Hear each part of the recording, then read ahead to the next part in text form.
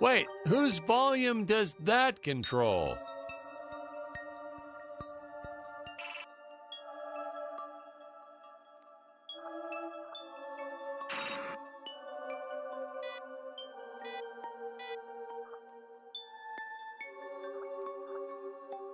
Hey, is this thing on?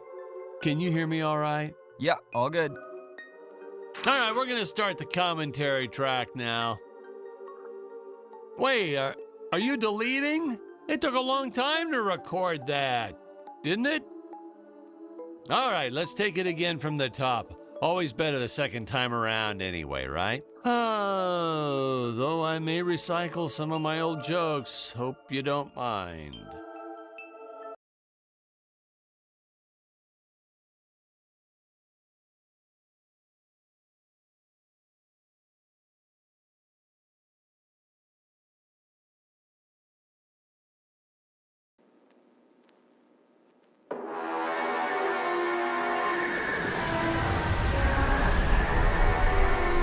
Hello, Dan Smith here. I directed this film back in, well, it feels like a century ago. Yeah. The studio asked me to provide a commentary track for the DVD release. And wham! Straight into the action. No fluff or anything. That's what we did back then. Crash-landed ship. Out pops our hero, the fearless Dick Starspeed.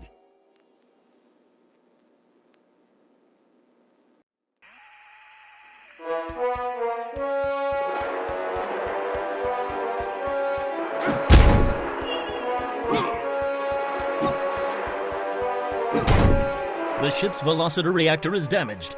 I believe that I am stranded on an alien planet. Played, of course, by actor Jonathan Digby. Went on to some minor roles after this. Such a shame. I thought from day one this guy's got leading man written all over his face.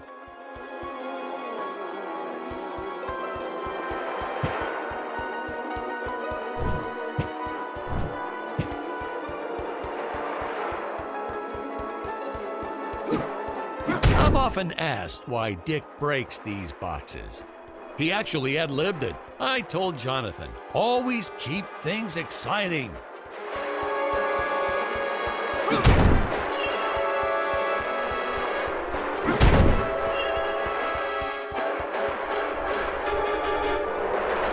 Greetings, citizens of Gravoria. I am Dick Starspeed, and I come in peace.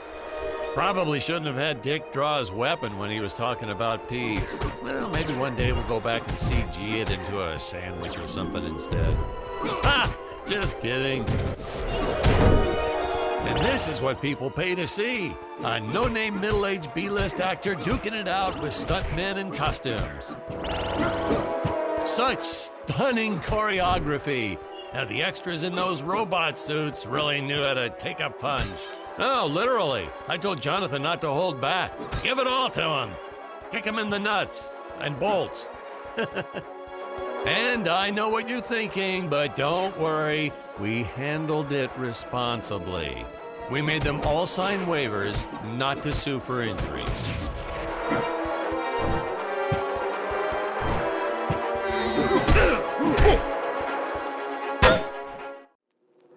Holy smokes!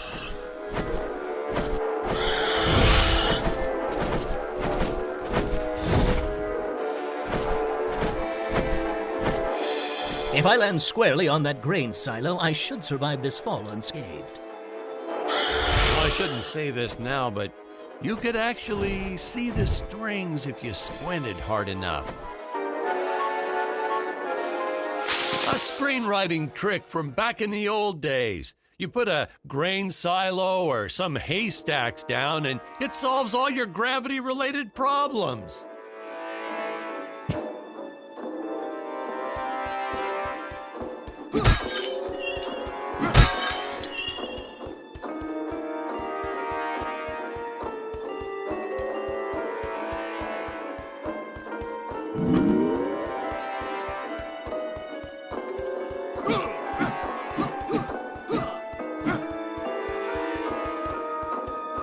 You see that? I couldn't get enough of it. Jonathan loved to spin in place. He's good at it too, right? I mean, did you see that? That's Olympic caliber spinning, if you ask me.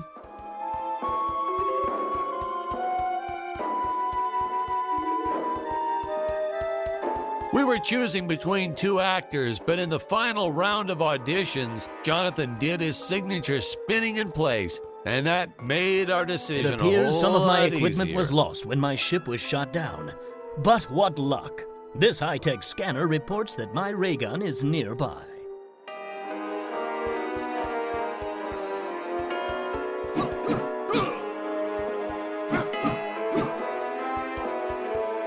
At first, I thought Jonathan's spinning was just a nice little talent. But then, he really wanted to incorporate it into the Dick Starspeed role. I said, run with it, boy, see how it goes. And he really did. He really did.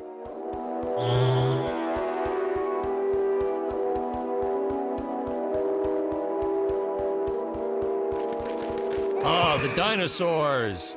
You just don't see quality stop motion like this anymore, do you? Someone actually sat there and moved them, frame by frame. Today, it'd be done with computers, but where's the artistry in that?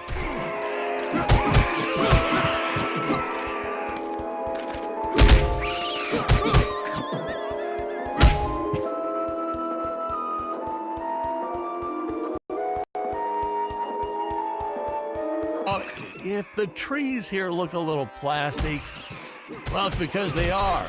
I took them from the set of my last film, Vampire Island 2.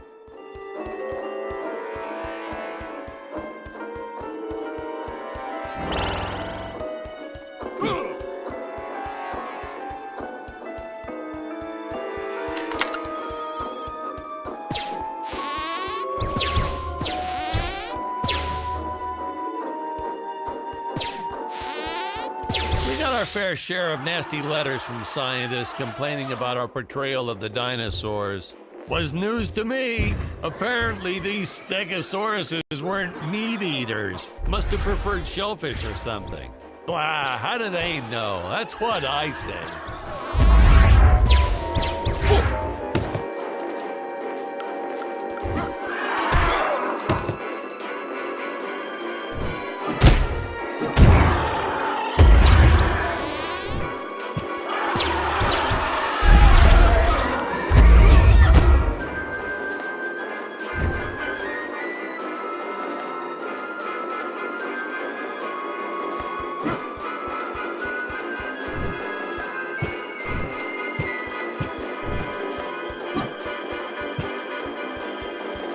Some of the other actors found it hard to take Jonathan seriously when he was in the middle of his spins.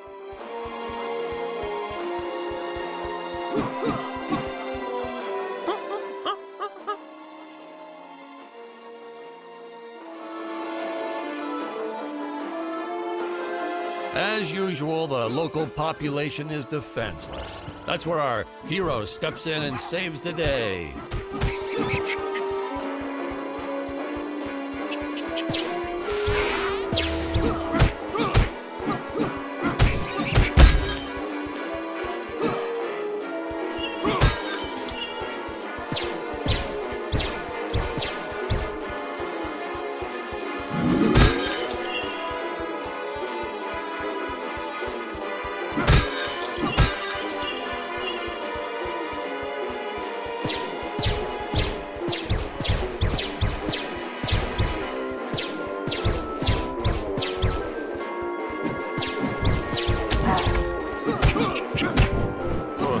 We put Jonathan through a lot shooting this film. He wasn't the best actor, especially when reacting to getting hit. He's what you call a flincher. So I told the stuntman to really just go to town on him. It's the only way to get an honest performance sometimes. Our props master tried to make the weapons soft, but there's only so much you can do. Lucky for us, Dick's entire body was covered in that spacesuit. That thing was a lifesaver when it came to hiding bruises. curious. They dissolved into what appears to be gold. You'll notice the gold disappears when Dick touches it. We had a deleted scene that explained he's actually teleporting it back to his ship. It's funny, no one ever questioned how Dick was able to walk around with an infinite amount of gold on him.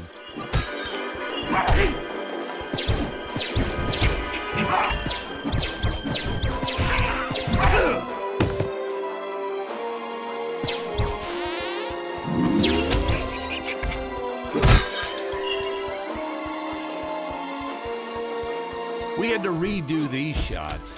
Our first attempt was kind of a disaster. We tried using real apes, thought it'd cut down on the costume budget a bit. But have you ever tried working with apes? They are the worst actors ever. They don't sit still for a moment, and the second you take your eyes off of them, they're flinging their feces all over the place. Jonathan refused to work with them after he got, well, let's just say that he had to take more than a couple of showers one day. You know, you never forget the smell of monkey poo. We steam cleaned the studio top to bottom. Still never got rid of it entirely. All through the rest of the shot, we kept finding those little surprises hiding inside various props. Boy, were those the days.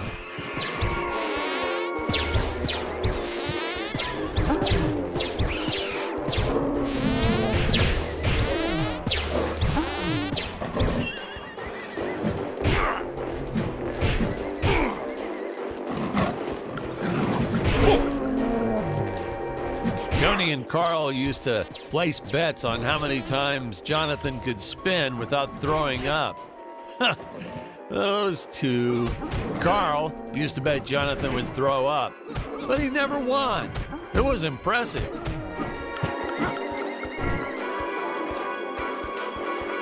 I think one time Jonathan was spinning for almost 20 minutes without a break.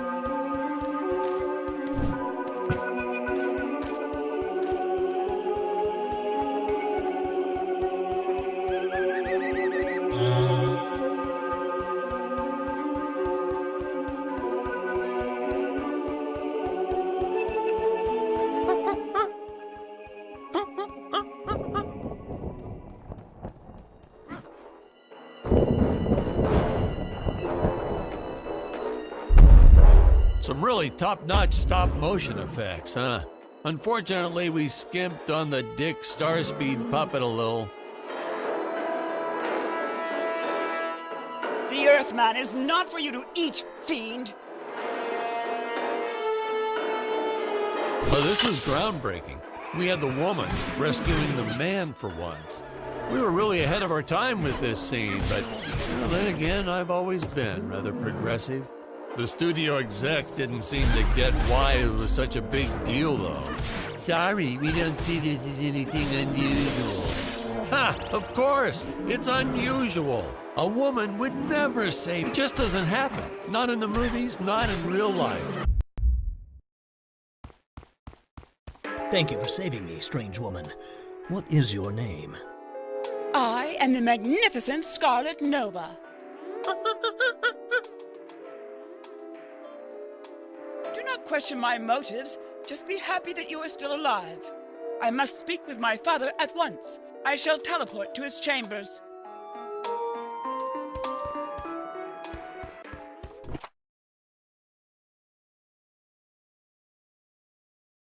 Huh?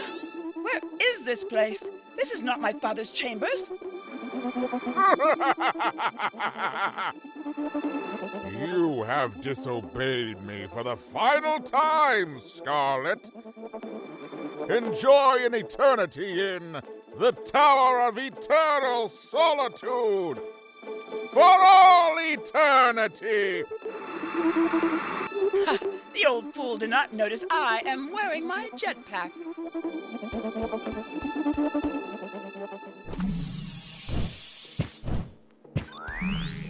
Booster usage. Jump. Wait. Wait. Use booster. Survive deadly fall.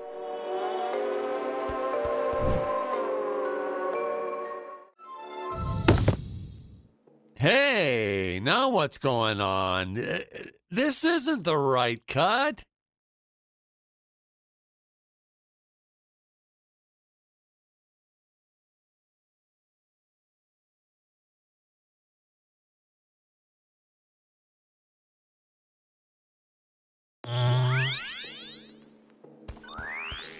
Booster use. Jump.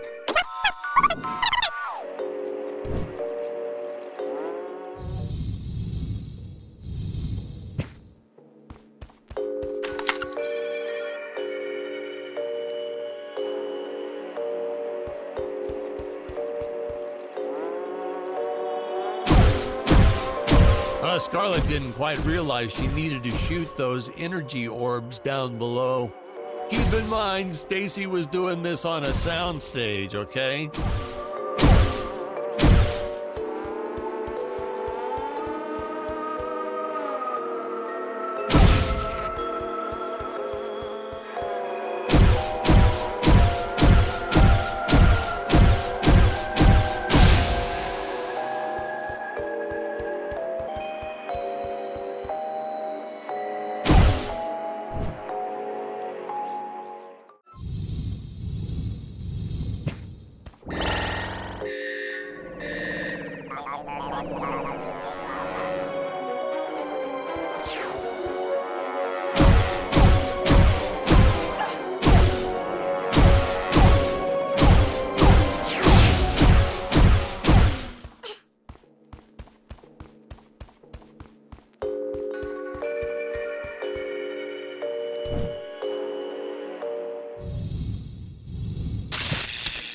The energy imps.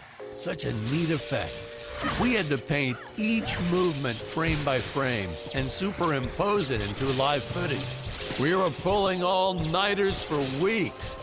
Well, when I said we, I meant the artists. I'm pretty much useless if I don't get a solid 10 hours a night. But they were at it forever. They had to redo it all because I accidentally told them red instead of blue the first time. Artists.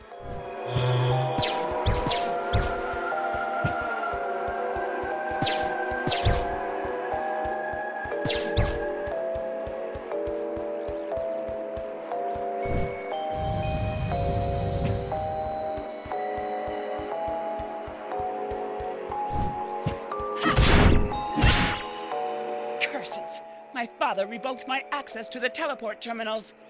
I shall only be able to utilize the ones I activate manually.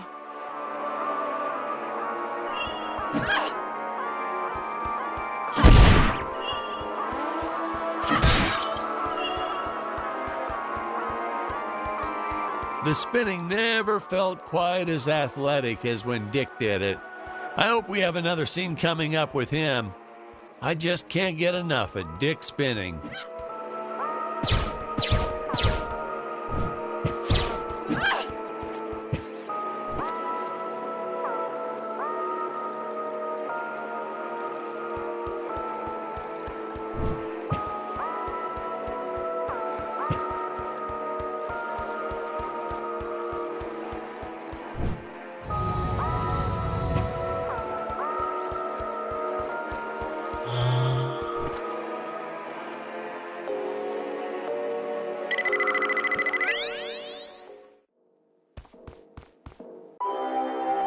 I knew you would return. Puny Earthman, you shall help me overthrow the Emperor. Why would you turn against your own father? How do I know I can trust you? Oh, this scene. I long to be This is practically Shakespeare in outer space. just as the entire planet does. And, huh? Patrick, what's wrong with the video? Sorry, sir. Technical problems. Darn it, we're missing some really good writing here. There. Sorry about that. Well, we just passed right by her big scene. Basically, they agree to work together, but one must stay behind in the sleep chamber at all times. Should I rewind?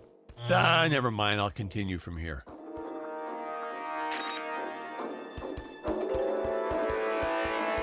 Carl used to get so mad when he'd lose his bets with Tony. He'd accuse Tony of cheating.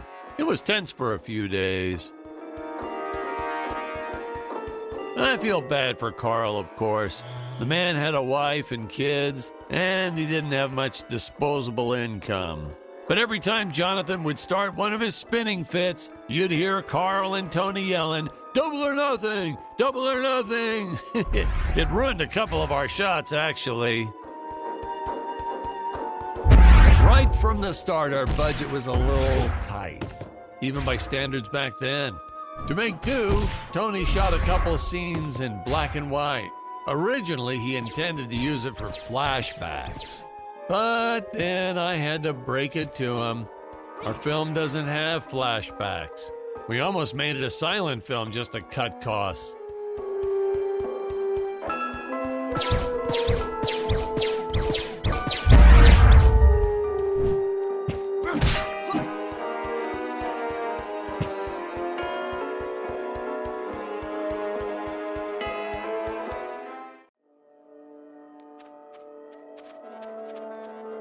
It would appear that now is the time for us to climb the Deadly Tower of Monsters.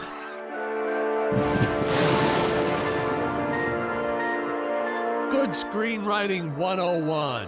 Always announce the title within the film itself. How else are you going to let the audience know your heroes really mean business? I felt it was an absolute necessity we have a T-Rex in this film, but we got this Serato thing instead. Of course, I went through the whole production thinking it was a T-Rex because, really, who can tell the difference anyway?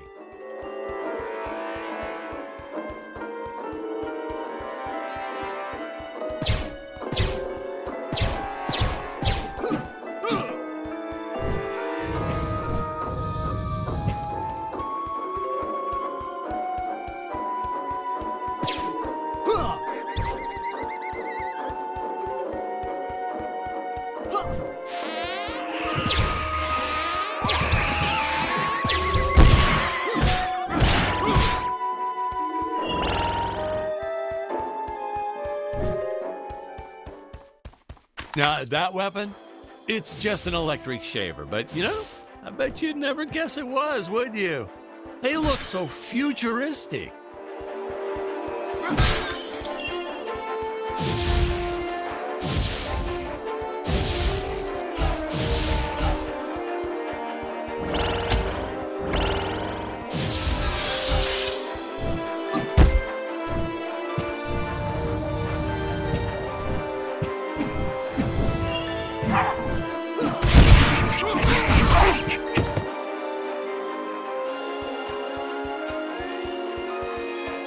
Poor Carl, he had to take a second job after losing all that money.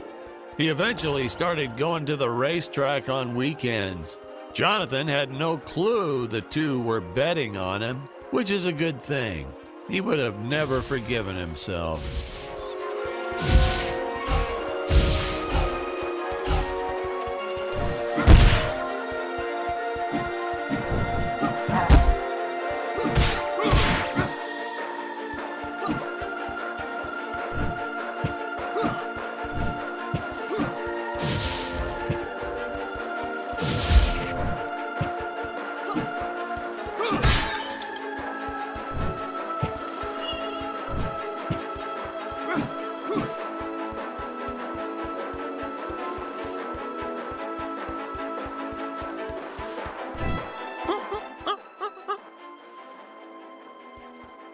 I could have made use of that one at some of our meetings with the studio. Oh, you'd like to see records of where our budget went to this month? Sure, let me get that for you right now. Boom, boom. Yeah. Unfortunately, those meetings ended in a much different way.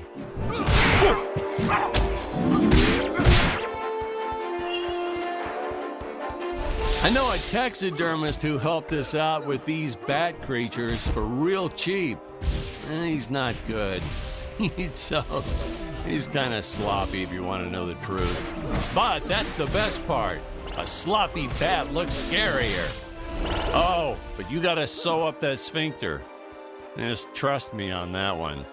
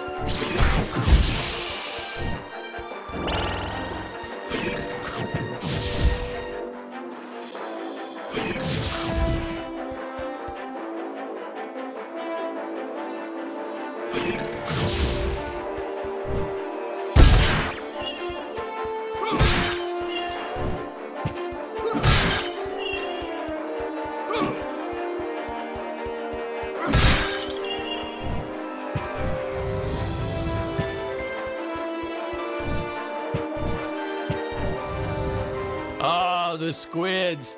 Some board member had these nephews who really wanted to be in the films. They made me cast them as squids. Whatever happened to artistic integrity? If you're going to cast a role not on merit, at least let it be a hot female role. My effects team kept assuring me the strings wouldn't be visible in the final cut, but I could see them. No transparent nylon. This stuff will do the trick. Yeah, right. I swear those darn strings is what made my hair go white.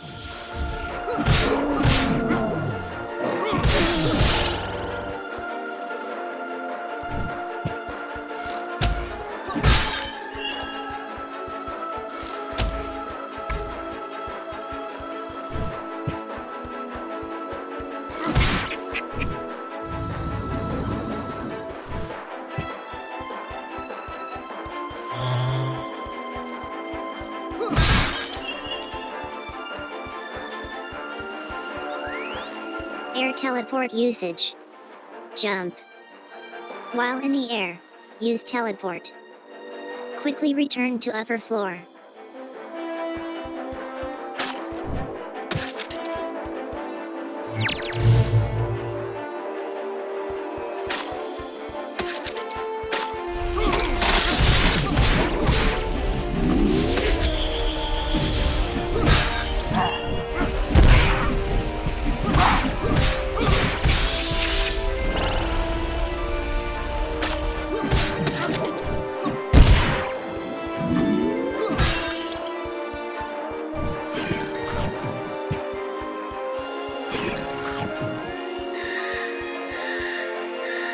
You don't want to miss a single minute of this scene. The nuclear ends. Hey, we need to remind the audience our heroes are climbing a tower, so I needed something that would stick to wall. Originally, we had these web-footed what-have-yous. Not very scary. And then I left some cake out in my trailer, and it was crawling with ants in the morning. And that's when it hit me. What is the most obnoxious thing in the world?